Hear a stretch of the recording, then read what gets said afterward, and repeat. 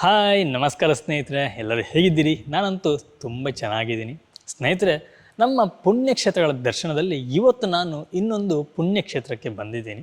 ಇದು ಋಷಿ ಮಹರ್ಷಿಗಳು ತಪಸ್ಸು ಮಾಡಿದಂಥ ಒಂದು ತಪೋಭೂಮಿ, ಪುಣ್ಯಭೂಮಿ. ನಾನು ಇವತ್ತು ಬಂದಿರುವಂಥ ಪುಣ್ಯಕ್ಷೇತ್ರ ದಕ್ಷಿಣ ಕನ್ನಡ ಜಿಲ್ಲೆಯ ಬಂಟವಾಳ ತಾಲೂಕಿನ ಮೂಡುಪಡುಕೋಡಿ ಅನ್ನೋ ಒಂದು ಗ್ರಾಮದಲ್ಲಿ ಬರುವಂತಹ ಬಾಂಬಿಲ ಅನ್ನೋ ಒಂದು ಊರಿಗೆ ಬಂದಿದ್ದೇನೆ. ಇಲ್ಲಿ ಅಗ್ನಿದುರ್ಗೆ ಬ್ರಹ್ಮಲಿಂಗೇಶ್ವರ ದೇವಸ್ಥಾನ ಇದೆ. ಈ ದೇವಸ್ಥಾನ ತುಂಬ ಚರಿತ್ರೆಯನ್ನು ಹೊಂದಿರುವಂತಹ ಒಂದು ಕ್ಷೇತ್ರ ಕೂಡ ಹೌದು. ನಾನಿವತ್ತು ಈ ವಿಡಿಯೋದಲ್ಲಿ ನಿಮಗೆ ಈ ಕ್ಷೇತ್ರದ ಸಂಪೂರ್ಣ ಮಾಹಿತಿನ ತಿಳಿಸ್ಕೊಡ್ತೀನಿ. ಹಾಗೆಯೇ ಇಲ್ಲಿರುವಂಥ ಅರ್ಚಕ ಜೊತೆ ಸಹ ನಾವು ಮಾತಾಡೋಣ. ಸ್ನೇಹಿತರೆ ಬನ್ನಿ, ನಾವು ಇವತ್ತಿನ ವಿಡಿಯೋನ ಶುರು ಮಾಡೋಣ. ಅದಕ್ಕಿಂತ ಮುಂಚೆ ನೀವಿನ್ನು ನಮ್ಮ ಚಾನಲ್ಗೆ ಹೊಸಬರಾಗಿದ್ದರೆ, ಹಾಗೆಯೇ ಇಲ್ಲಿ ತನಕ ನಮ್ಮ ವಿಡಿಯೋ ನೋಡ್ತಾ ಇದ್ದು ಇನ್ನೂ ಸಹ ನೀವು ಸಬ್ಸ್ಕ್ರೈಬ್ ಮಾಡ್ಕೊಂಡಿಲ್ಲ ಅಂತಂದರೆ ದಯವಿಟ್ಟು ಸಬ್ಸ್ಕ್ರೈಬ್ ಮಾಡ್ಕೊಳ್ಳಿ. ಯಾಕೆಂದರೆ ನಮ್ಮ ವಿಡಿಯೋ ನೋಡುವಂಥವರಲ್ಲಿ ಸುಮಾರು 80% ಅಷ್ಟು ಜನರು ಇನ್ನೂ ಸಬ್ಸ್ಕ್ರೈಬ್ ಮಾಡ್ಕೊಂಡಿಲ್ಲ. ದಯವಿಟ್ಟು ಸಬ್ಸ್ಕ್ರೈಬ್ ಮಾಡ್ಕೊಳ್ಳಿ, ನಮಗೂ ಸಹ ಒಂದು ಸಪೋರ್ಟ್ ಕೊಟ್ಟಾಗುತ್ತೆ.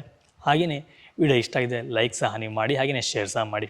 ಬನ್ನಿ ಸ್ನೇಹಿತರೆ, ನಾವು ಮೊದಲಿಗೆ ಹೋಗಿ ದೇವರ ದರ್ಶನವನ್ನು ಮಾಡಿ ಈ ದೇವಸ್ಥಾನದ ಸಂಪೂರ್ಣ ಮಾಹಿತಿನ ತಿಳ್ಕೊಂಡು ಬರೋಣ.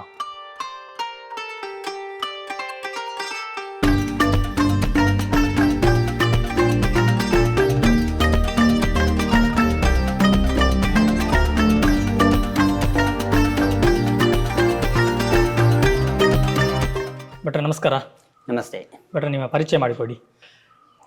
ನಾನು ರಾಘವ ಸುವರ್ಣ ಅಂತೇಳಿ ಬಾಂಬೆಲ ಅಗ್ನಿದುರ್ಗೆ ಬ್ರಹ್ಮಲಿಂಗೇಶ್ವರ ದೇವಸ್ಥಾನದ ಆಡಳಿತ ಧರ್ಮದರ್ಶಿ ಆಗಿದ್ದೇನೆ. ಈ ಕ್ಷೇತ್ರ ಕೋಲಮಾಶೆ ತಪಸ್ ಮಾಡಿದಂಥ ಪುಣ್ಯಭೂಮಿ. ಈ ಭೂಮಿಯಲ್ಲೇ ವಿಶೇಷವಾಗಿ ಜಲದುರ್ಗೆ ಉದ್ಭವವಾದಂಥ ಸ್ಥಳವಿದೆ.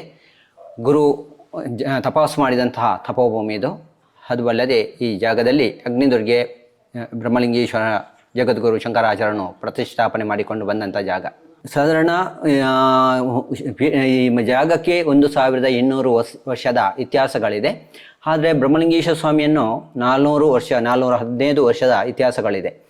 ಆದರೆ ಇಲ್ಲಿ ವಿಶೇಷವಾಗಿ ಭಕ್ತರು ಕಷ್ಟ ಪರಿಹಾರಕ್ಕಾಗಿ ಕ್ಷೇತ್ರಕ್ಕೆ ದರ್ಶನ ಮಾಡ್ತಾರೆ. ಯಾವುದೇ ಕಷ್ಟಗಳು ಬಂದರೂ ಕೂಡ ಸಾನ್ನಿಧ್ಯದಲ್ಲಿ ಬಂದು ದೇವರಲ್ಲಿ ಪ್ರಾರ್ಥನೆ ಮಾಡಿ ಅದಕ್ಕೆ ಏನು ಪರಿಹಾರ ಮಾಡಿಕೊಳ್ಬೇಕು ಎಂಬುದು ವಿಹಾರವನ್ನು ಕೇಳಿ ಪರಿಹಾರ ಮಾಡಿಕೊಂಡು ಹೋಗುವಂಥ ಕ್ಷೇತ್ರ.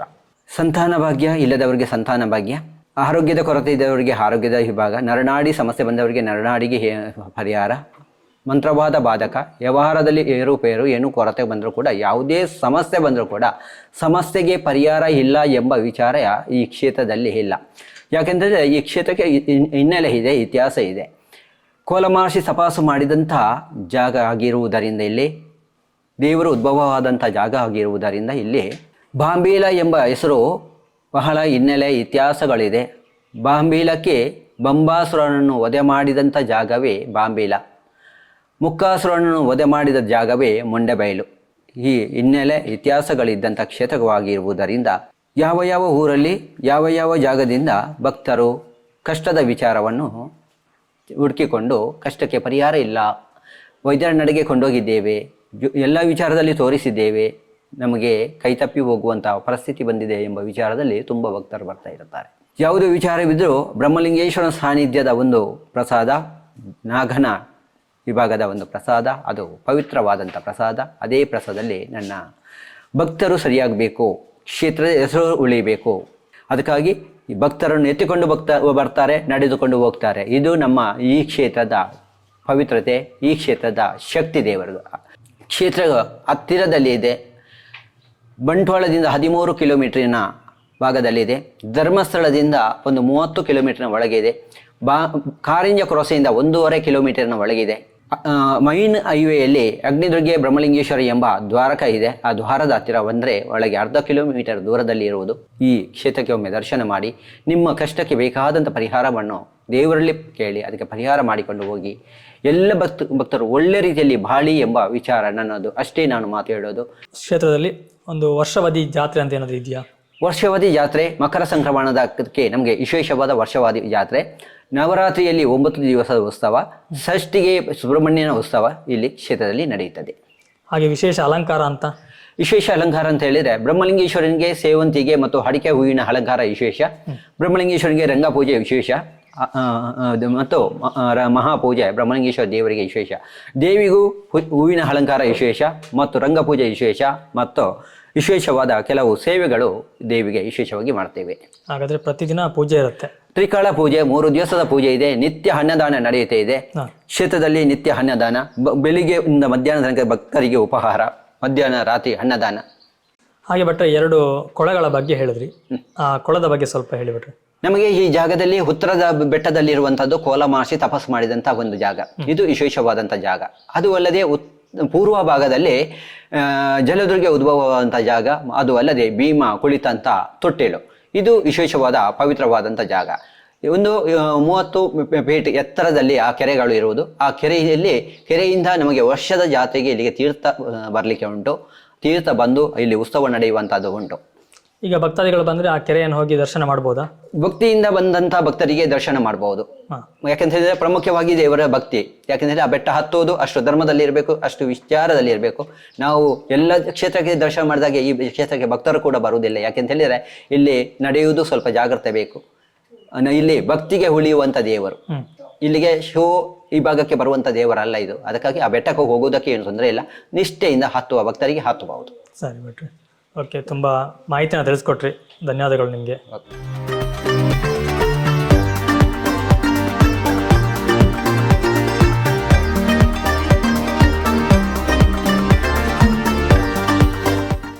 ಸ್ನೇಹಿತರೆ, ಅವ್ರು ಆವಾಗ ಏನು ಜಲದುರ್ಗೆ ಒಂದು ಕೊಳ ಅಂತ ಹೇಳಿದ್ರು, ನಾವು ಆ ಜಾಗಕ್ಕೆ ಹೋಗ್ತಿದ್ದೇವೆ.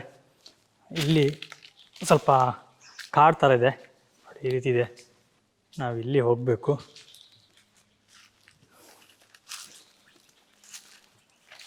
ಜಾಗ ತುಂಬ ಚೆನ್ನಾಗಿದೆ. ಒಂದು ಕಾಡಿನ ನಡುವಲ್ಲಿ ಇದೆ. ತುಂಬ ಏನು ನಡಿಲಿಕ್ಕಿಲ್ಲ. ಒಂದು 2-3 ನಿಮಿಷಗಳ ಕಾಲ ನಡಿಬೇಕಷ್ಟೆ.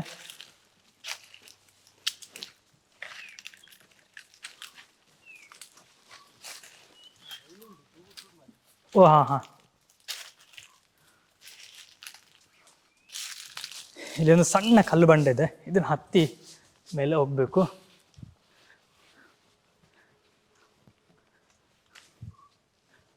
ನೋಡಿ,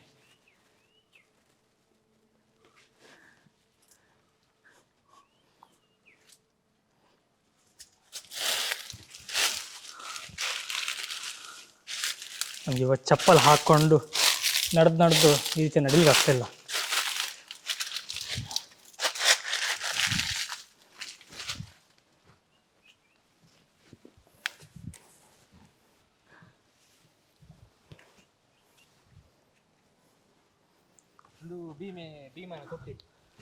ಒಂದು ಭೀಮನ ತೊಟ್ಟಿಲ ನೋಡಿ, ಇದು ಭೀಮನ ತೊಟ್ಟಿಲು ಅಂತೇಳಿ. ಹಾಗೆ ಈ ಕಡೆ ಇರುವಂಥದ್ದು ಜಲದುರ್ಗೆ ಉದ್ಭವವಾದಂತಹ ಕೊಳ. ಹಾಂ, ಹಾಜಿ ಪುಂಜನೆ ಹೋ. ಇದು ವರ್ಷ ಪ್ರತಿ ಇಷ್ಟೇ ನೀರಿರುತ್ತಂತೆ. ಈ ನೀರು ಖಾಲಿ ಆಗೋದಿಲ್ಲ ಇಲ್ಲಿ. ಹಾಗೆ ಪ್ರತಿ ವರ್ಷ ಸಹ ಇಲ್ಲಿಂದ ನೀರನ್ನು ತಗೊಂಡೋಗಿ ದೇವಿಗೆ ಅಭಿಷೇಕವನ್ನು ಮಾಡಿಸ್ತಾರೆ. ನೋಡಿ, ಈ ರೀತಿಯಾಗಿದೆ. ಸುತ್ತ ಕಾಡು ನಡುವಲ್ಲಿದೆ. ಒಂದು ನೀರಲ್ಲ ಆಜಿಜ್ಜೆ ಚೂರು ಅಂತ ಆಜಿಜಿ. ಇದು ಸಹ ಹಾಗೆ, ನೀರು ಸ್ವಲ್ಪ ಕಮ್ಮಿ ಆಗುತ್ತೆ. ಬಟ್ 100% ಆಗಿ ಡ್ರೈ ಆಗೋದಿಲ್ಲ. ಈ ರೀತಿಯಾಗಿರುತ್ತೆ. ಉಂದಾ? ಓ ಹಾಂ. ಇದು ಸುಮಾರು 45 ಫೀಟಷ್ಟು ಎತ್ತರದಲ್ಲಿದೆ ಅಂತೆ. ನೀವು ನೋಡ್ಬೋದಿಲ್ಲ, ಮರ ನಮ್ಗೆ ಇಲ್ಲೇ ಕಾಣ್ತಾ ಉಂಟು ನೋಡಿ. ಈ ರೀತಿಯಾಗಿ ಏನಪ್ಪ ಇದ್ದಾರೆ, ನಮಗೆ ರಾಕೇಶ್ ಅಂತೇಳಿ ಬಂದಿದ್ದಾರೆ. ಎಲ್ಲ ಪ್ಲೇಸ್ ತೋರಿಸ್ತಿದ್ದಾರೆ. ಸ್ನೇಹಿತರೆ, ನಮ್ಮದು ಊಟ ಮುಗೀತು. ಹಾಗೆಯೇ ಈ ದೇವಸ್ಥಾನದ ಸಂಪೂರ್ಣ ಮಾಹಿತಿನ ಸಹ ನಿಮ್ಗೆ ನಾನು ತಿಳಿಸ್ಕೊಟ್ಟಿದ್ದೀನಿ. ಊಟ ತುಂಬ ಚೆನ್ನಾಗಿತ್ತು. ನೀವು ಸಹ ಇಂಥ ಕ್ಷೇತ್ರಗಳಿಗೆ ಭೇಟಿ ಕೊಡಿ. ಹಾಗೆಯೇ ನಿಮ್ಮ ಊರಿನಲ್ಲಿ ಯಾವುದಾದ್ರೂ ವಿಶೇಷ ಕ್ಷೇತ್ರಗಳಿದ್ದರೆ ದಯವಿಟ್ಟು ನಮಗೆ ಕಮೆಂಟಲ್ಲಿ ತಿಳಿಸೋದನ್ನ ಮರಿಬೇಡಿ. ಅಲ್ಲಿಗೆ ಸಹ ಬರ್ತೀವಿ. ನಿಮ್ಮ ಊರಿನಲ್ಲಿರುವಂಥ ದೇವಸ್ಥಾನವನ್ನು ಸಹ ಈ ಜಗತ್ತಿಗೆ ತೋರಿಸುವಂಥ ಕಾರ್ಯದಲ್ಲಿ ನೀವು ಸಹ ಕೈ ಜೋಡಿಸಿ. ಎನಿವೇ ಸ್ನೇಹಿತರೆ, ನಾನು ನಿಮಗೆ ಮುಂದಿನ ಒಂದು ಕ್ಷೇತ್ರದಲ್ಲಿ ಸಿಗ್ತೀನಿ. ಎಲ್ಲರಿಗೂ ಒಳ್ಳೆಯದಾಗಲಿ. Thank you.